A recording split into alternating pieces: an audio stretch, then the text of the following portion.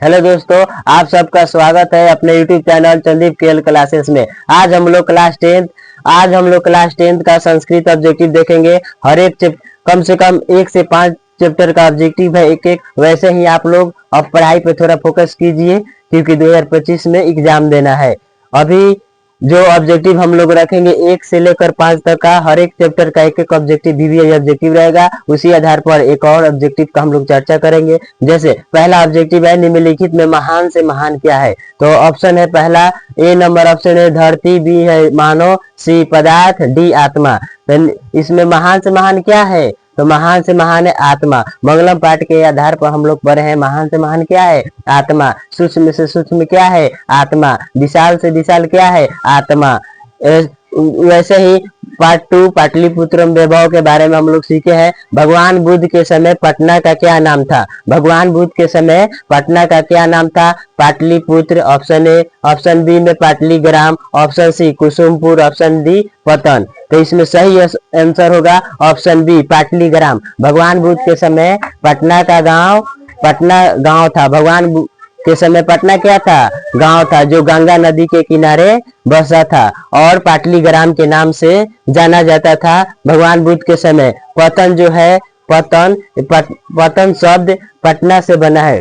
पटना किससे बना है? तो पतन शब्द से। अगर परीक्षा में यह भी पूछता है निम्नलिखित में पटना किस शब्द से बना है, तो ऑप्शन क्या होगा? ऑप्शन डी होगा पतन शब्द से। लेकिन यहाँ पे पूछ रहा है भगवान बुद्ध के समय पटना का क्या नाम था? भगवान बुद्ध के समय पटना का क्या नाम था? तो भगवान बुद्ध के समय पटना क्या था? पाटलीग्राम। ये जितना भी नाम है पाटलिपुत्र, पाटलीग्राम, कुसुमपुर, पतन, ये सब पटना का नाम है।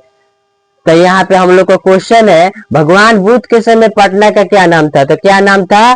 पाटलीग्राम। भगवान बुद्ध के समय पाटलीग्राम नाम था जो गंगा नदी के किनारे बसा था। उसके बाद पार्ट 3 से है अंश कथा में आग लगने पर कौन भाग गए? अंश कथा में आग लगने पर कौन लोग भाग गए? तो आलसी पुरुष ऑप्शन ए, ऑप्शन बी में धूर्त लोग, ऑप्शन सी क्या होगा? ऑप्शन सी नियोगी पुरुष, ऑप्शन डी इनमें से सभी। तो अंश कथा हम लोग पढ़े हैं। अंश कथा में हम बताए थे कि आग लगने पर धूर्त लोग भाग गए और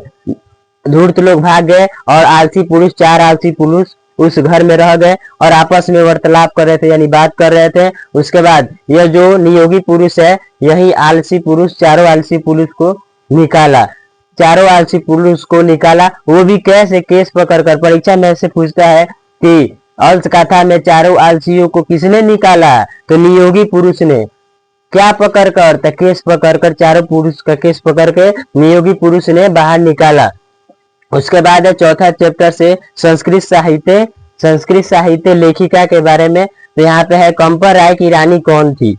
कंपर राय की रानी कौन थी? Option A Ganga Devi, option B Gargi, option C Sulabha, option D Maitreyi. तो यहाँ पे सही आंसर होगा गंगा देवी। कंपर राय की रानी कौन थी? गंगा देवी। और सुलभा जो थी महाभारत में इसका उल्लेख मिलता है। किसका? सुलभा का। मैत्रेयी जो है याज्ञवल्क्य की पत्नी थी। किसकी पत्नी थी? याज्ञवल्क्य की पत्नी कौन थी? मैत्रेयी को ही याज्ञवल्क्य ने आत्म तत्वों की शिक्षा देते हैं। किसकी शिक्षा देते हैं? आत्म तत्वों की। एक से हम लोग कितना ऑब्जेक्टिव सुन रहे हैं तुम लोग देखो। कंपर राय की रानी कौन थी? तो सही आंसर होगा गंगा देवी। उसके बाद है 5 चैप्टर से किसका गुणगान देवता भी करते हैं? 5 चैप्टर जो चैप्टर है भारत महिमा पाठ से यह ऑब्जेक्टिव लिया गया 5वां नंबर। देखो किसका गुणगान देवता भी करते हैं? Option A Sri Lanka, option B Pakistan, option C Bharat, option D चीन। तो सही आंसर क्या होगा? सही आंसर होगा सी भारत। किसका गुणगान देवता भी करते हैं? तो भारत महिमा पाठ से यह ऑब्जेक्टिव लिया गया है। वैसे ही आप लोग हर एक चैप्टर का ऑब्जेक्टिव चर्चा कीजिए। मात्र 1 महीना ही बचा है पढ़ने के लिए, तो ऑब्जेक्टिव पर थोड़ा फोकस कीजिए। सब्जेक्टिव देखते रहिए, ऑब्जेक्टिव को ऐसे ही फोकस कीजिए। एक बार और रिवीजन करा देते हैं। देखो निम्नलिखित में महान से महान क्या है? तो आत्मा। उसके बाद भगवान बुद्ध के समय पटना का क्या नाम था? तो पाटलीग्राम। उसके बाद अंश कथा में आग लगने पर कौन भाग गए? तो धूर्त लोग। उसके बाद कंपर राय की रानी कौन थी? तो गंगा देवी। उसके बाद किसका गुणगान देवता भी करते हैं, तो भारत। वैसे ही अगले वीडियो में हम लोग ऑब्जेक्टिव लाएंगे। आप लोग का बहुत बहुत धन्यवाद देखने के लिए।